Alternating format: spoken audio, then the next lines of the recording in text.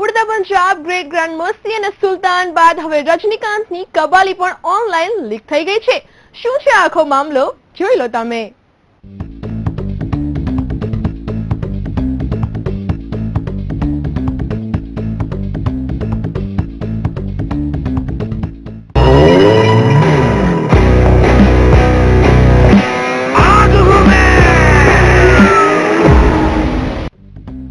South superstar રજનીકાંતની કબાલી release પહેલા જ લોકોમાં ખાસો ક્રેઝ જગાવી રહી છે. अच्छा, आप गैंगस्टर कैसे बने? ફિલ્મના ગીતોથી માંડી ગેંગસ્ટર રજનીકાંતનો લુક દર્શકો પસંદ કરી રહ્યા છે, પણ પાયરેસીથી થલાઈવા પણ બચી શક્યા નથી. કબાલી રિલીઝના 3 દિવસ પહેલા જ ઓનલાઈન લીક થઈ ગઈ છે.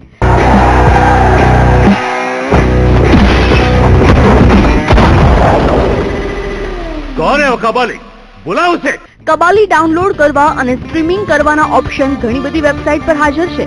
આ ફિલ્મના પ્રોડક્શન થીમથી જોડાયેલા સૂત્રોના જણાવ્યા અનુસાર અધિકારીઓએ અનઓથોરાઇઝ્ડ લિંક્સ હટાવવાની માંગ કરી છે.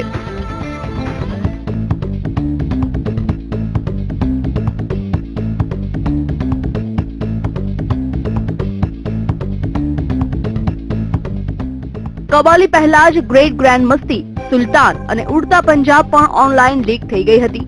ભલે સુલતાન લીક થવા અંગે હજી સ્પષ્ટીકરણ નથી, પણ સોર્સિસની માનીએ તો સલમાનની ફિલ્મ પણ ઓનલાઈન લીકનો શિકાર બની હતી.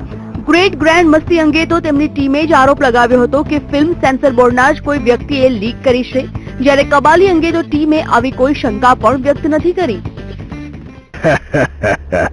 हिंदी फिल्मों में यहाँ काला तिल, बड़ी बड़ी मूछे, लुंगी पहने हुए को अमरीश पुरी, ओए कबाली ऐसे बुलाते ही सर झुकाकर जी मालिक बोलकर खड़ा हो जाता है, ऐसा कबाली समझा है क्या? कबाली है. સેન્સર બોર્ડના ચીફ પહલાજ નિહલાનીએ આ વિશે વાત કરતા કહ્યું કે આ લોકોએ રજનીકાંતની ફિલ્મને પણ નથી છોડી.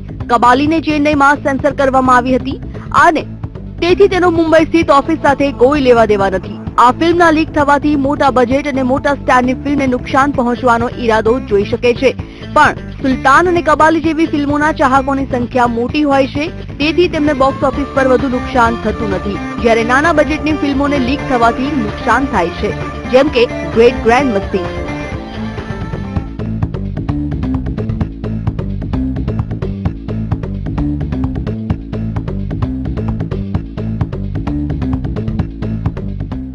આપને જણાવી દઈએ કે રજનીકાંતની કબાલી 22 જુલાઈના રોજ રિલીઝ થઈ રહી છે અને આ ફિલ્મનો ક્રેઝ એટલો બધો છે કે ચેન્નઈ અને બેંગલુરુમાં તો મોટા ભાગની કંપનીઓમાં કર્મચારીઓને રજાઓ આપી દેવામાં આવી છે.